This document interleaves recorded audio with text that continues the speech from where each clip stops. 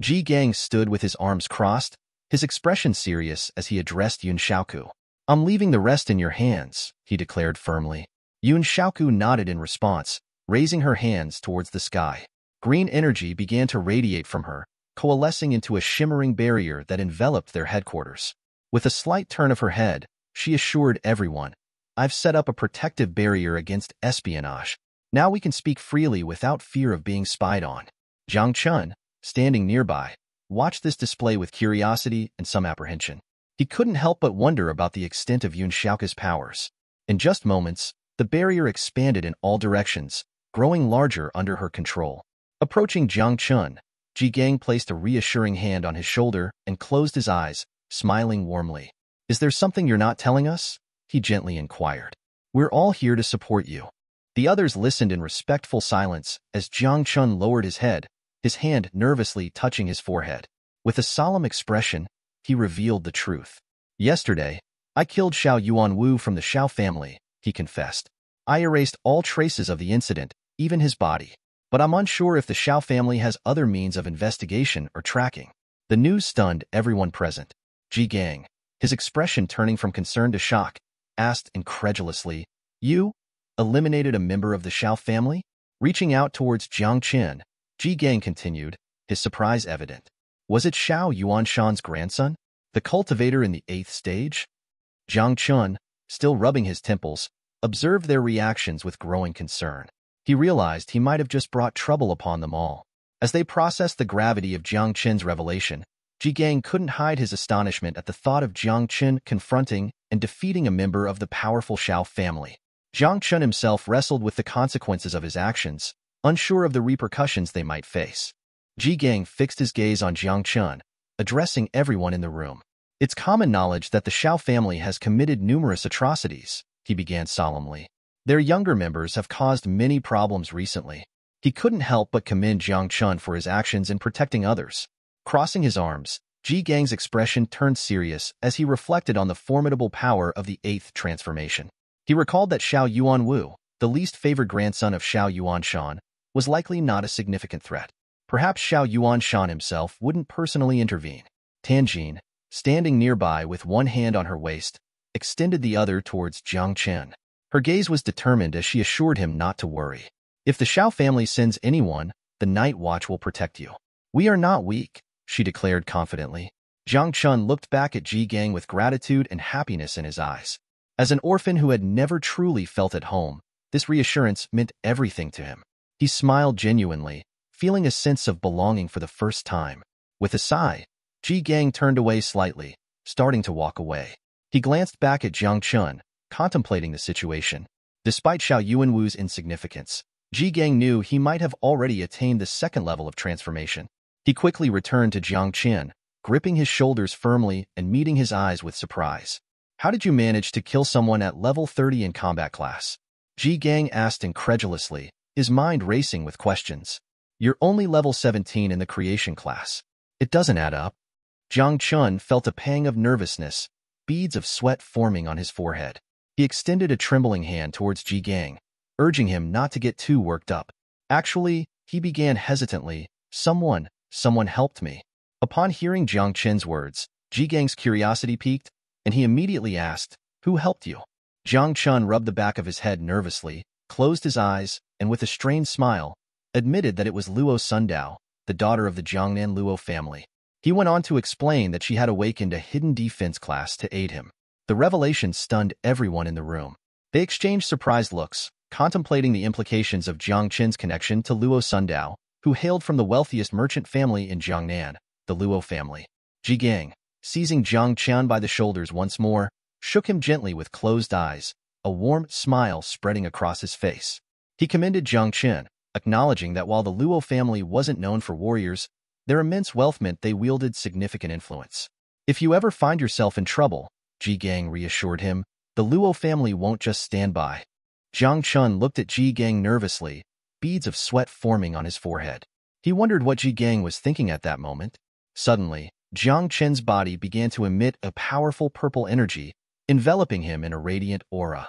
When Ji Gang opened his eyes moments later, he was taken aback to see Jiang Chen surrounded by such potent energy. He quickly released Jiang Qin's shoulders, his face showing surprise and concern, sweat trickling down his brow. He realized that Luo Sundao's awakened defense class meant she lacked offensive capabilities, leaving Jiang Qin as the likely person who had defeated Xiao Yuanwu. Jiang Qian extended his hand forward, revealing a mist of poison conjured by Little Nine in his palm. He stared at it intently, divulging to everyone present that he was an awakened person specialized in not just one, but two classes. My other hidden class, he announced, is poison type. Duan Feng, standing behind Jiang Qin, watched in astonishment as Jiang Qin revealed the powerful mist in his palm. He couldn't help but wonder about the nature of this newfound power.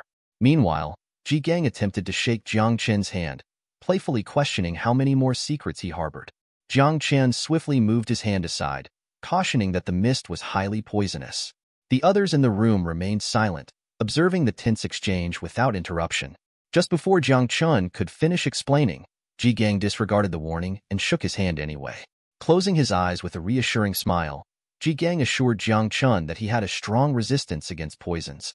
However, as Little Nine's poisonous mist made contact with Ji Gang's hand, Tan Jin leaned forward, her curiosity piqued as she observed the interaction closely. Seconds later, Ji Gang stopped shaking Jiang Qin's hand and pulled back, only to find his hand already affected by the poison. Realizing the severity of the situation, Ji Gang understood this was not good. Jiang Qin placed a hand on Ji Gang's shoulder, closing his eyes solemnly. He warned Ji Gang that he had crossed a line this time. The poisonous mist began to spread over Ji Gang's hand, prompting Ji Gang to grab his wrist with his other hand. Staring aggressively at Jiang Qin, he demanded Jiang Qin stop talking nonsense, noting he hadn't attempted to defend against the poison from the start.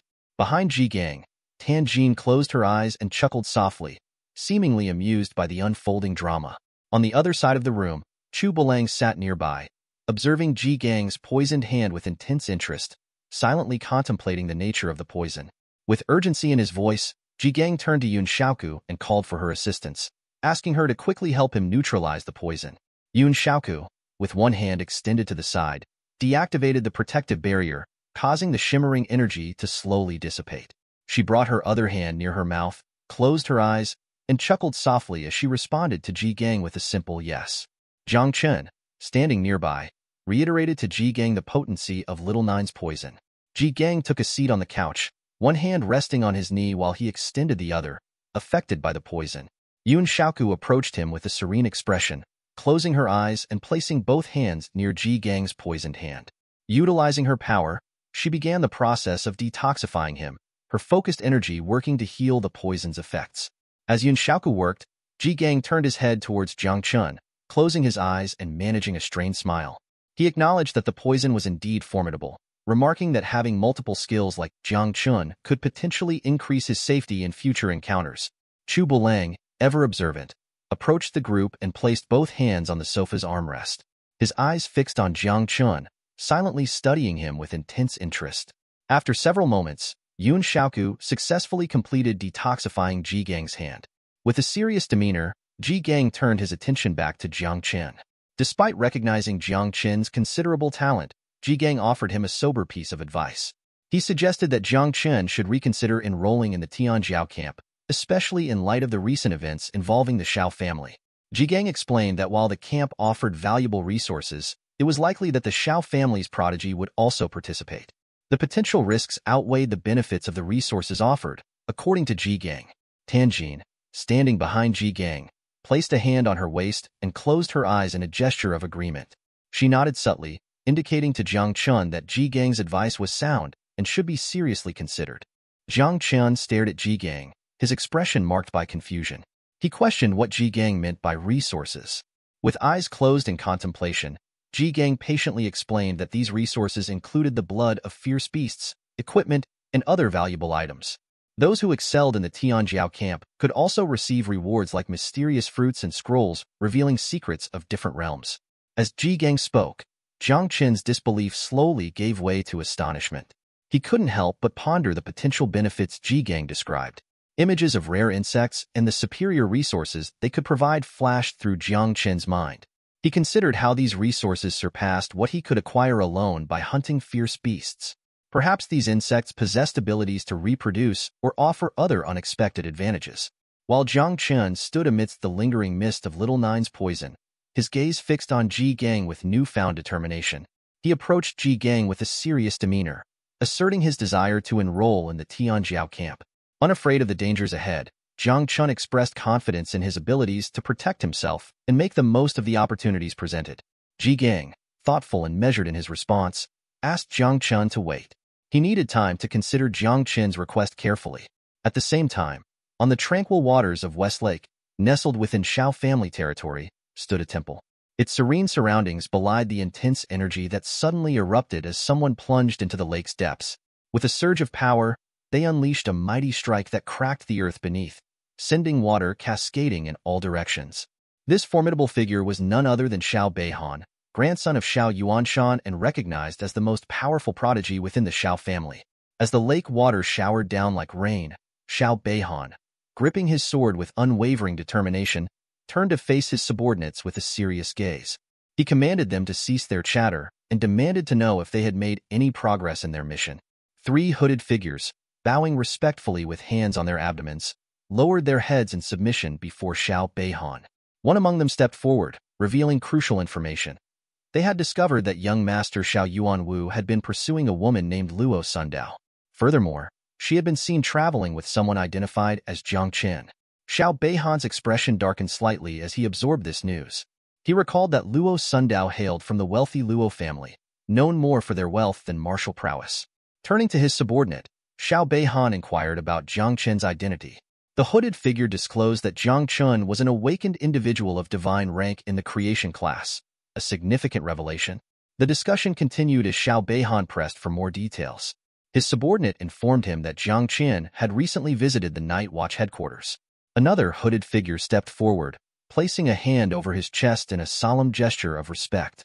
With eyes closed, he relayed the latest findings. Jiang Chen and Luo Sundao had indeed enrolled in a Tianjiao camp. However, the evidence linking them to any wrongdoing remained circumstantial. Upon receiving the information from the hooded man, Shao Beihan's expression transformed into a penetrating smile. He regarded his subordinate with a thoughtful gaze, acknowledging that Jiang Chen and Luo Sundao were indeed prime suspects in the ongoing situation. The fact that Jiang Chen possessed an awakened divine rank in the creation class intrigued Shao Beihan immensely. Learning that they had enrolled in the Tianjiao camp brought him a sense of relief, as it meant he wouldn't need to undertake a special trip to locate them.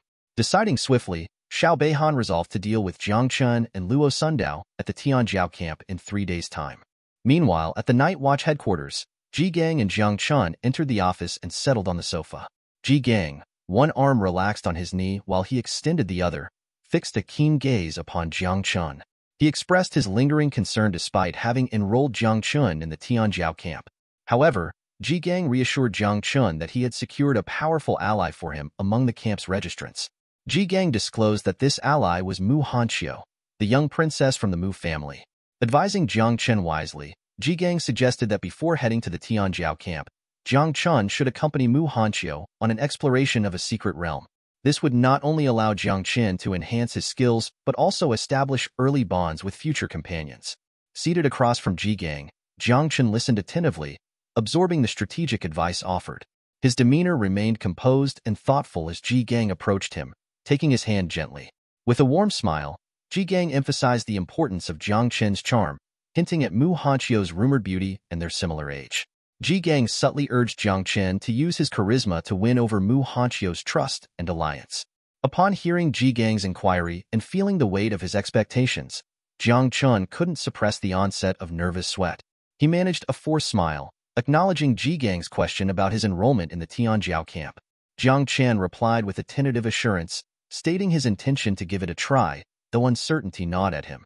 Simultaneously, a knock interrupted their conversation, drawing Ji Gang's attention. With Ji Gang's permission, Mu Hanqiu and a man entered the office. Mu Hanqiu, leaning casually on the door frame, fixed her gaze on Ji Gang. She explained that she had asked her Uncle Li to arrange for someone from the Night Watch to accompany her to a secret realm. Uncle Li, standing behind Mu Hanqiu with a relaxed demeanor, chuckled softly as he supported his head with one hand. Mu Hanqiu turned to Ji Gang, inquiring about the reason behind his change of heart. Ji Gang, composed and respectful in Mu Hanqiu's presence, expressed that it was an honor to finally meet her face to face. Mu Hanqiu, arms crossed and a hint of confusion on her face, listened intently as Ji Gang elaborated. Uncle Li, amused by the situation, continued to smile warmly. Sensing the tension and curiosity in the room, Ji Gang and Jiang Chun stood up. Ji Gang, placing a reassuring arm on Jiang Chen's shoulder and the other on his own waist, turned to Mu Hanqiu. With measured words, Ji Gang explained that his hesitation from yesterday stemmed from displeasure toward Mu Hanqiu's grandfather. However, today he was willing to reconsider under one condition. Mu Hanqiu must take Jiang Chen with her to the secret realm. Jiang Chun, taken aback by this unexpected turn of events, felt his expression shift dramatically. He was filled with a mix of surprise and bewilderment, wondering about the implications of Ji Gang's condition. Mu Hanqiu strode confidently towards Ji Gang and Jiang Chen, her hand resting casually on her hip. She reminded Ji Gang that she had already given him the level 30 secret realm scroll for free. With a hint of challenge in her voice, she asked if he still wanted to impose more conditions. Ji Gang, standing with his hand on Jiang Chen's shoulder, countered calmly, stating that everyone had their own conditions. He reminded Mu Hanqiu that she had sought reliable companions for leveling up in the secret realm, which only allowed awakeners below level 50. Curious, Mu Hanqiu turned her attention to Jiang Chen, staring directly into his eyes. She inquired about his level and awakening class. Jiang Chen met her gaze evenly and explained calmly that he was level 17 and had awakened in the creation class. Upon hearing Jiang Chen's modest level and class, Mu Hanqiu's expression soured. Placing a hand on her waist and pointing disdainfully at Jiang Chen with the other, she derisively labeled him as trash. Ji Gang, unable to contain his frustration, clenched his fists angrily, deeming Mu Hanqiu a spoiled brat who lacked respect. Incensed by Ji Gang's outburst, Uncle Li intervened swiftly. He grasped Ji Gang by the shoulder, urging him with a forced smile to calm down. Uncle Li disclosed that Mu Hanqiu's recent breakup had likely influenced her behavior. Mu Hanqiu's face flushed with embarrassment as Uncle Li's words sank in. She turned towards her uncle, visibly flustered and sweating. Jiang Chun, observing the unfolding drama, glanced at Ji Gang with surprise and confusion. Meanwhile, Mu Hanqiu, now nervous, positioned herself closer to Uncle Li, closed her eyes, and extended her hands apologetically towards Ji Gang. She pleaded for his calmness and understanding. Jiang Chen, baffled by the sudden shift in dynamics, absent-mindedly rubbed his head, pondering the peculiar situation. The team gathered at the entrance to the secret realm known as Beautiful Village. This level 30 realm had strict entry requirements. Only a maximum of 5 people below level 50 could enter. Their mission was clear-cut: eliminate all monsters, defeat the boss, or destroy the sacrifice altar. Several hours later, they reached the portal. Duan Feng, assuming leadership with a serious demeanor, addressed the team. He emphasized the importance of staying together and staying safe. He instructed everyone to use the return stone at the teleportation point if they got separated or encountered danger. Though the realm was usually stable, caution was essential. Mu Hanqiu, her arms crossed, observed Duan Feng with a smile, silently listening. Chu Bulang approached Jiang Chen near the portal, extending his hand. He mentioned the considerable cost of a level 30 secret realm scroll, indicating its value. Xiaoku stood nearby, holding her elbow, also attentive but silent. Mu Hanqiu turned her attention to Jiang Chun, teasing him as a newbie and warning him not to hold them back with tears once inside. Jiang Chun met her gaze without response, maintaining his composure. As the team entered the portal, Chu Bulang reassured Jiang Chen with a smile, promising to protect him inside. Jiang Chun followed the others into the portal, but despite the realm's seemingly manageable level, he felt a sense of unease, a premonition that something ominous awaited them.